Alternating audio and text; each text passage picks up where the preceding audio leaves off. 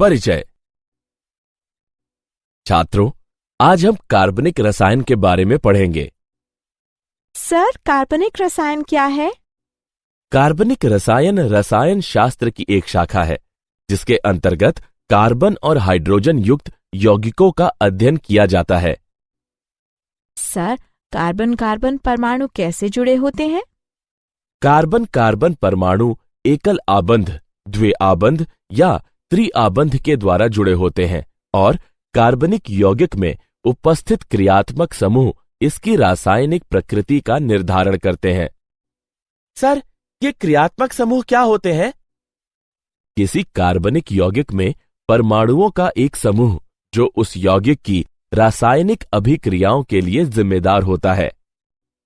इस अध्याय में आप कार्बनिक रसायन और कुछ आधारभूत सिद्धांतों के बारे में पढ़ेंगे।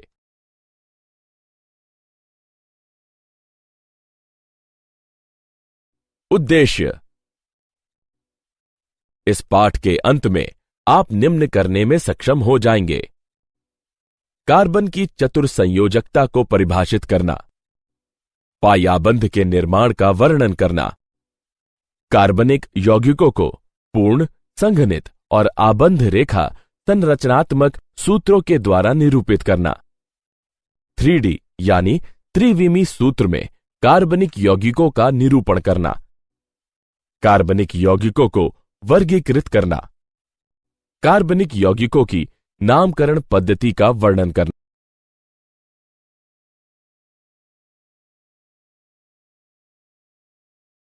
कार्बन की चतुर्संयोजकता, कार्बनिक यौगिकों की आकृतियां, कार्बनिक रसायन हाइड्रोकार्बन और उसके व्युत्पन्न माने जाने वाले अन्य यौगिकों का अध्ययन है। कुछ कार्बनिक यौगिकों में कार्बन और हाइड्रोजन के अलावा nitrogen, oxygen, sulphur, phosphorus, halogen आदि तत्व भी मौजूद हो सकते हैं। कार्बन यौगिकों की आकृतियां। एक कार्बन परमाणु के ब्रह्मात्म कोश में 4 इलेक्ट्रॉन होते हैं, अतः अपने अष्टक को पूर्ण करने के लिए इसे 4 और इलेक्ट्रॉनों की आवश्यकता होती है। कार्बन परमाणु अपने अष्टक को पूर्ण करने के लिए केवल अपने संयोजी इलेक्ट्रॉनों को अन्य परमाणुओं के साथ सहभाजित कर सकता है, जिसके परिणाम स्वरूप कार्बन परमाणु अपने संयोजी इलेक्ट्रॉनों को अन्य परमाणुओं के साथ सहभाजित कर 4 सहसंयोजक बंधों का निर्माण करता है। इसे कार्बन की चतुर्संयोजकता कहते हैं। उदाहरण: मीथेन, एथीन, एथाइन। कार्बन संकरण में सहभागी हो सकता है और sp, sp2, sp3 संकर कक्षकों का निर्माण कर सकता है। संकरण किसी कार्बनिक यौगिक की आबंध लंबाई तथा आबंध एंथैल्पी को प्रभावित करता है। sp संकरित कक्षक में s गुण अधिक होने के कारण यह नाभिक के समीप होता है और sp3 कक्षक से अधिक सामर्थ्यवान आबंध का निर्माण करता है। sp2 संकरित कक्षक sp और sp3 संकरित कक्षक के मध्यवर्ती होता है।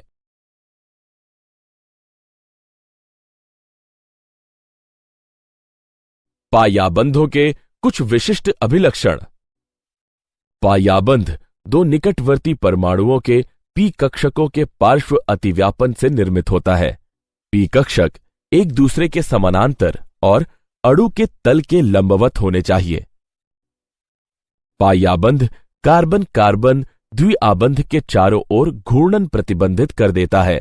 पायाबंध बहुआबंध युक्त यौगिकों में इलेक्ट्रॉन आवेश अभ्र उपलब्ध कराता है। कार्बनिक यौगिकों का संरचनात्मक निरूपण। पूर्ण संघनित तथा आबंध रेखा संरचनात्मक सूत्र। कार्बनिक यौगिकों की संरचना को लुईस या बिंदु संरचना, लघु संरचना तथा आबंध रेखा संरचना के द्वारा निरूपित किया जा सकता है। लुईस या बिंदु संरचना को ऋण में प्रदर्शित कर संक्षिप्त किया जा सकता है। एक लघु रेखा एकल आबंध को निरूपित करती है। उदाहरण: प्रोपेन। द्विलघु रेखा द्विआबंध को निरूपित करती है। उदाहरण: प्रोपीन।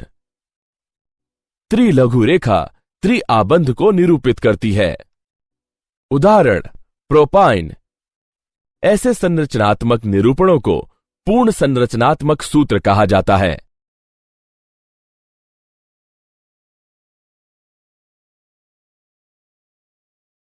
कार्बनिक यौगिकों का संरचनात्मक निरूपण।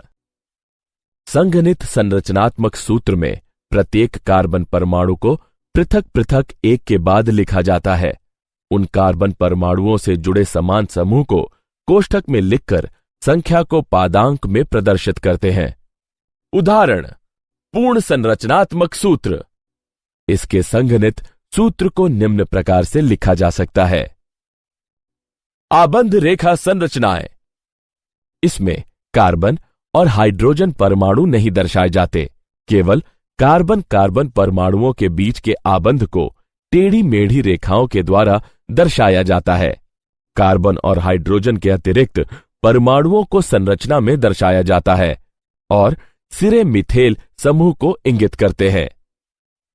उदाहरण butyl chloride, propene, cyclohexane, diethyl ether, dimethyl अमीन।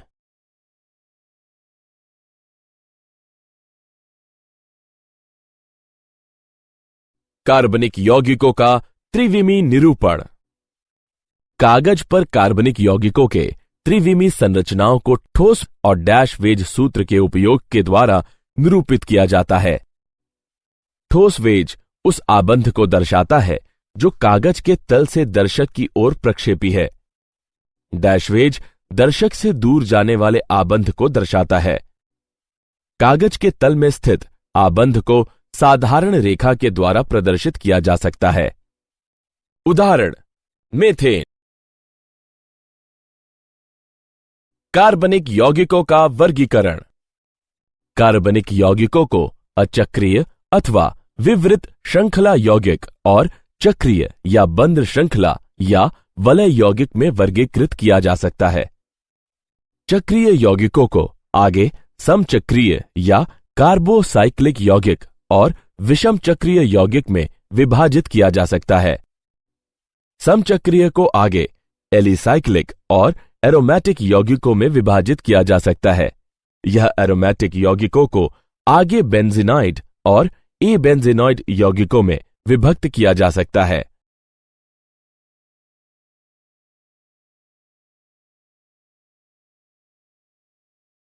अचक्रीय या विवृत श्रृंखला यौगिक। अचक्रीय यौगिक विवृत श्रृंखला यौगिक होते हैं और ये एलिफैटिक यौगिक भी कहलाते हैं।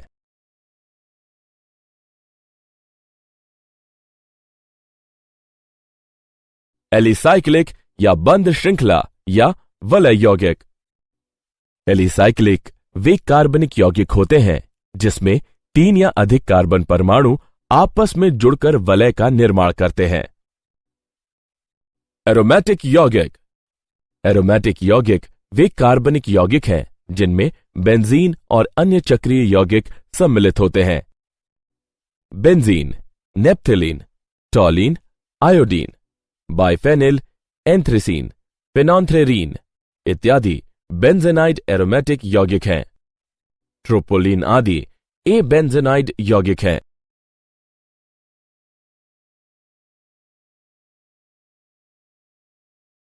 विषम चक्रीय एरोमेटिक यौगिक।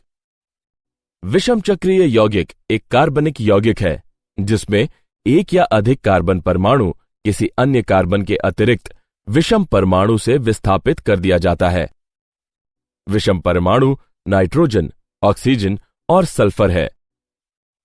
क्रियात्मक समूह या प्रकार्यात्मक समूह। यह किसी कार्बनिक यौगिक में विशिष्ट प्रकार से जुड़ा परमाणु या परमाणुओं का समूह जो उस कार्बनिक यौगिक की रासायनिक अभिक्रियाओं के लिए उत्तरदायी होता है। सजातीय श्रेणियां। एक सजातीय श्रेणी को संरचनात्मक रूप से समान यौगिकों की श्रृंखला के रूप में परिभाषित किया जा सकता है जिसके प्रत्येक क्रमागत सदस्य में एक समूह CH2 इकाई का अंतर होता है। इस श्रेणी का प्रत्येक सदस्य सजात कहलाता है।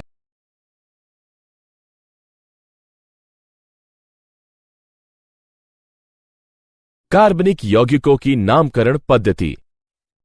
नामांकन कार्बनिक यौगिकों को नाम देने की एक सुव्यवस्थित प्रणाली है। कार्बनिक रसायन की प्रारंभिक अवस्था में कार्बनिक यौगिकों का नाम उनके स्रोत, जहां से उन्हें प्राप्त किया गया था, के आधार पर दिया जाता है। उदाहरण, एसिटिक एसिड का नाम विनेगर से व्युत्पन्न है क्योंकि लैटिन भाषा में विनेगर को एसिटम कहा जाता है। मैथिल एल्कोहल को वुड स्प्रिट का नाम दिया गया था क्योंकि इसे लकड़ी के आसवन से प्राप्त किया गया था। कार्बनिक यौगिकों के ये नाम रूढ़ नाम या सामान्य नाम कहलाते हैं।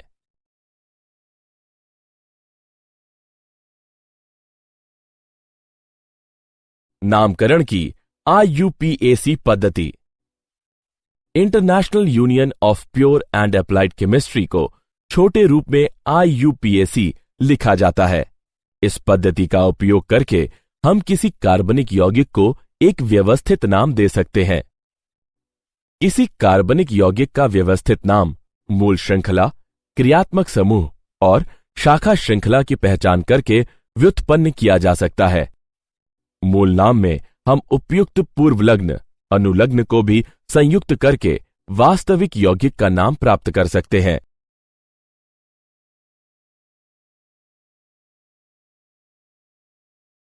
एल्केनों का IUPAC नामकरण। सीधी श्रृंखला युक्त हाइड्रोकार्बन। इन यौगिकों के नाम मूल श्रृंखला संरचना पर आधारित हैं। इनके अनुलग्न में N तथा इससे पूर्व श्रृंखला में उपस्थित कार्बन परमाणु की संख्या होती है। शाखित श्रृंखला युक्त हाइड्रोकार्बन। इसमें छोटी कार्बन श्रृंखलाएं जनक श्रृंखला के कार्बन परमाणुओं से जुड़ी रहती हैं। ये छोटी कार्बन श्रृंखलाएं यानी शाखाएं एल्किल समूह कहलाती हैं।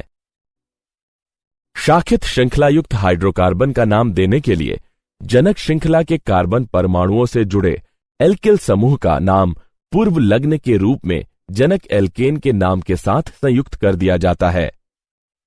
संतृप्त हाइड्रोकार्बन के कार्बन से एक हाइड्रोजन परमाणु हटाने पर एल्किल समूह प्राप्त होता है। एल्किल समूह का नाम प्राप्त करने के लिए N को L के द्वारा विस्थापित करते हैं। एल्किल समूह के लिए कुछ संक्षिप्त नाम लिखे जाते हैं, जैसे मेथिल के लिए Me, एथिल के लिए Et। एल्किल समूह की शाखित श्रृंखला संरचना भी हो सकती है। Isopropyl, tert butyl.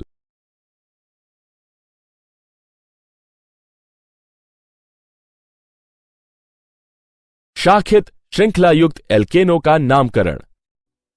नामकरण के नियम निम्नलिखित हैं। सर्वप्रथम हम यौगिक में दीर्घतम कार्बन श्रृंखला का चयन करते हैं।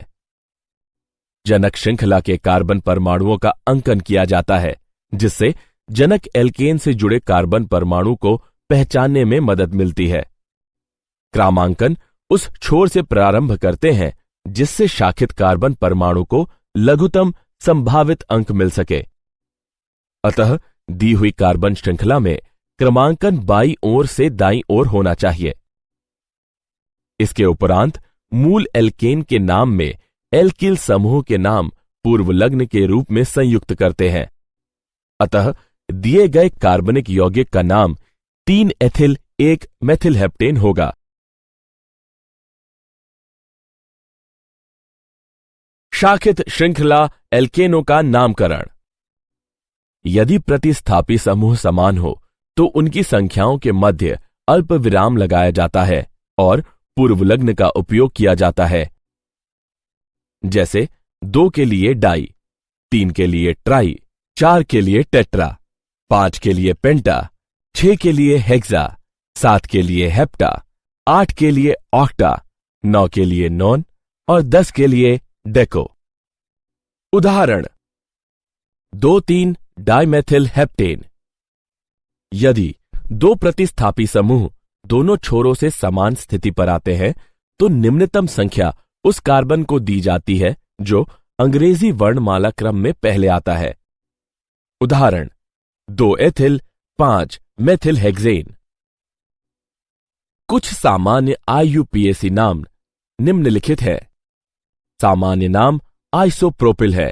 इसका IUPAC नाम 1 मेथिल एथिल और इसकी संरचना है। सामान्य नाम सेक ब्यूटिल। इसका IUPAC नाम 1 मेथिल प्रोपिल और इसकी संरचना है। सामान्य नाम आइसोब्यूटिल है। इसका IUPAC नाम 2 मेथिल प्रोपिल है और इसकी संरचना है।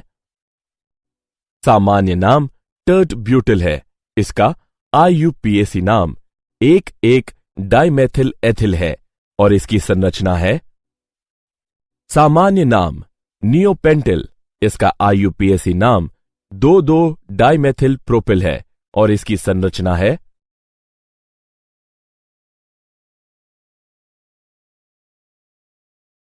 शाखित श्रृंखला वाले एल्केनों का नामकरण। बहुप्रतिस्थापी समूह वाले यौगिकों के नामकरण में निम्नलिखित नियमों को ध्यान में रखना आवश्यक है। यदि कार्बन की समान संख्या वाली 2 श्रृंखलाएं हैं तो ज्यादा शाखा श्रृंखला वाली श्रृंखला को चुना जाता है। श्रृंखला का अंकन उस छोर से प्रारंभ किया जाता है जिस ओर से प्रतिस्थापी को निम्नतम अंक प्राप्त हो।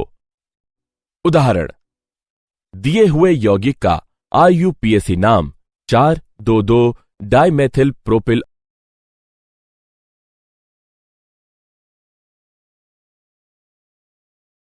चक्रीय यौगिक।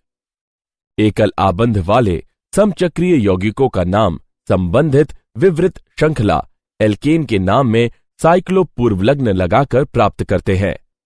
उदाहरण, साइक्लोब्यूटेन, साइक्लोपेंटेन, साइक्लोहेक्सेन।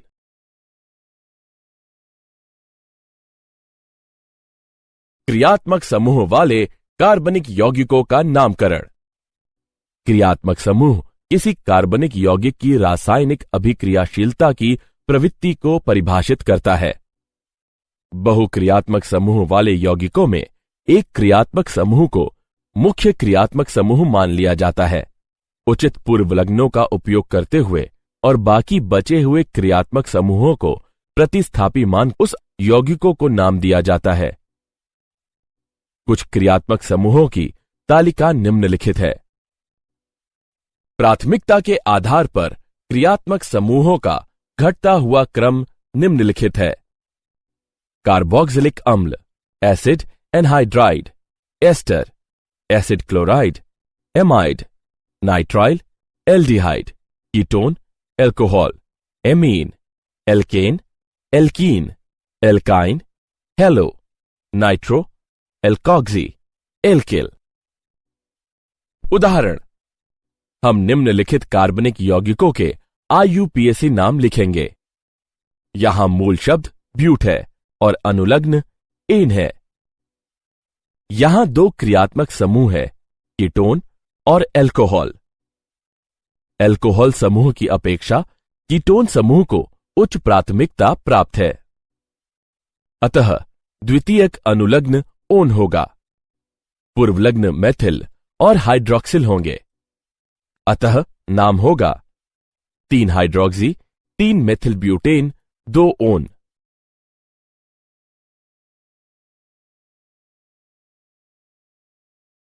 प्रतिस्थापी बेंजीन व्युत्पन्नों की नामकरण पद्धति। बेंजीन व्युत्पन्नों का नाम प्राप्त करने के लिए प्रतिस्थापी समूह का नाम पूर्वलग्न के रूप में बेंजीन शब्द से पूर्व लिखते हैं। उदाहरण, bromobenzene, tert butyl benzene, nitrobenzene. यदि एक से अधिक प्रतिस्थापी समूह बेंजीन वलय से जुड़े हुए हैं तो बेंजीन व्युत्पन्न में प्रतिस्थापी समूहों की स्थितियां संख्या में दर्शाई जाती हैं। वलय के कार्बन परमाणुओं का क्रमांकन इस तरह से किया जाता है कि प्रतिस्थापी समूह वाली स्थितियों को न्यूनतम संख्या मिल सके। उदाहरण, 1,2 डाइनाइट्रोबेंजीन, 1,3 ट्राइनाइट्रोबेंजीन, 1,4 डाइनाइट्रोबेंजीन। रूढ़ पद्धति में ortho O, Meta M, para P पूर्वलग्नों को संबंधित स्थितियों क्रमशः 1, 2, 1, 3 और 1, 4 को दर्शाने के उपयोग में लाया जाता है। उदाहरण: ortho dinitrobenzene, meta dinitrobenzene, para dinitrobenzene. Benzene व्युत्पन्नों की नामकरण पद्धति। ऑथ्री, मेटा और पैरा पूर्वलग्नों को दो से अधिक प्रतिस्थापी वाले बेंजीन वलय के लिए उपयोग में नहीं लाया जाता है और यौगिकों का नामकरण प्रतिस्थापियों की स्थितियों को बेंजीन वलय में निम्नतम संख्या प्रदान करके किया जाता है। मूल यौगिक के प्रतिस्थापी की स्थिति को संख्या 1 देकर इस प्रकार क्रमांकन किया जाता है कि अन्य प्रतिस्थापियों को निम्नतम संख्या मिले। प्रतिस्थापियों के नाम अंग्रेजी वर्णमाला क्रम में लिखे जाते हैं। उदाहरण: हम फ्लोरीन को संख्या क्रम 1 देते हैं, जिससे नाइट्रो को 2 और एथिल को 4 क्रमांक प्राप्त होता है।